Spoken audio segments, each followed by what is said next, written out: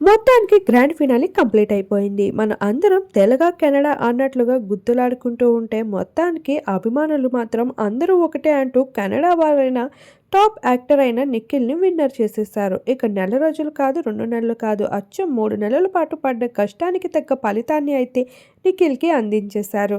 ఇక 55 lakhs praise మనీలో ఏ కొంచెం కూడా తీసుకునేది లేదు అంటూ ఒకవైపు గౌతమ్, మరొక వైపు నిఖిల్ ఇలా ఎవరు కూడా రన్నర్ అప్ అవ్వడానికి ఇష్టపడలేదు. ఆ సూట్ కేస్ మాకు వద్దంటూ తేల్చి చెప్పేశారు. అలా విన్నర్కి 55 lakhs ప్రైజ్ మనీతో పాటు కార్ కూడా బహుమతిగా అందించడం జరిగింది. ఏ సీజన్లో లేని విధంగా ఈ సీజన్లో అయితే ప్రైజ్ మనీ మొత్తం బంపర్ ఆఫర్ని కొట్టేశాడు నిఖిల్ అనే చెప్పుకోవచ్చు. ఇలా రామ్ చరణ్ స్పెషల్గా మూవీ అవకాశం కూడా తనకి బయట అందించినట్లు వార్తలు నడుస్తూ ఉన్నాయి.